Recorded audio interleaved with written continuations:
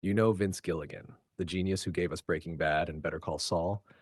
But before all the meth labs and courtroom drama, Gilligan actually cut his teeth way back in the 90s on the X-Files. Yeah, that's right. Aliens, mystery, the whole sci-fi vibe.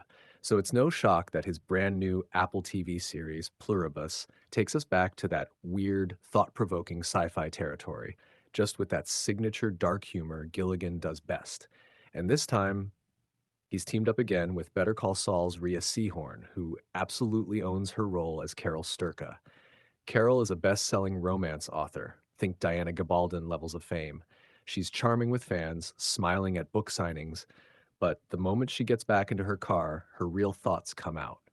When her driver casually asks if he should know who she is, she fires back, "That depends. Are you a big fan of mindless crap?"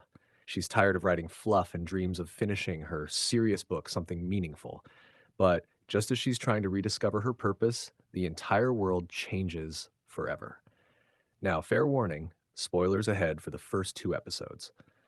A mysterious signal from deep space reaches Earth, carrying an RNA formula. Scientists tinker with it, and before long, it spreads like a virus. But instead of making people sick, it links every human mind into one single, massive consciousness, a hive mind. Everyone on the planet becomes joined, except for 13 people, Carol and a dozen others scattered around the world. So imagine waking up one day and realizing humanity is basically one shared mind, and you're the odd one out. That's the chilling premise Pluribus runs with. It's like Invasion of the Body Snatchers, but the invasion's already over. The aliens, or whatever caused it, have won. Humanity is now one being, and that's where Gilligan's twisted brilliance kicks in. The joined aren't some evil monsters. In fact, they seem weirdly nice. Sure, they wiped out 886 million people in the process, minor detail, but now they're peaceful, unified, and almost cheerful. There's even this darkly funny scene where a government official, the Undersecretary of Agriculture for Farm Production and Conservation, just stands on live TV, patiently waiting for Carol to call him. Why him? Because he was nearby, intact, and wearing a suit. That's Gilligan humor right there. Bizarre, dry, and brilliant. Seahorn absolutely shines as Carol.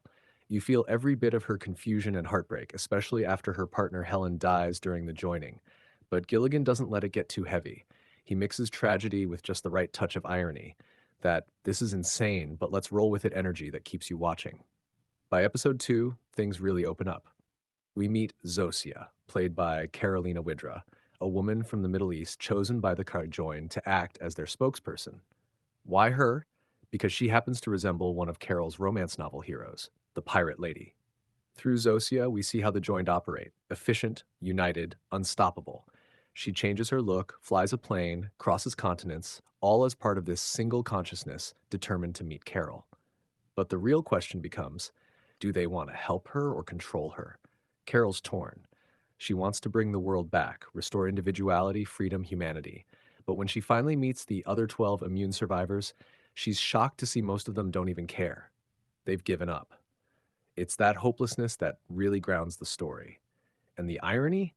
The joined worship Carol the same way her fans once did, obsessively. But while she tolerated adoring readers, she's not having it with her new fan club.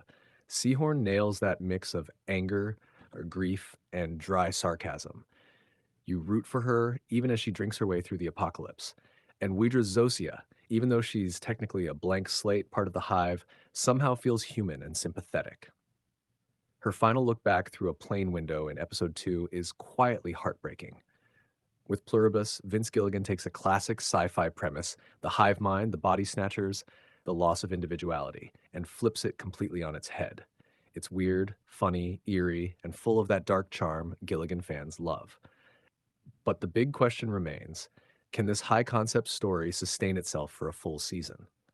If the first two episodes are anything to go by, we're in for a fascinating ride.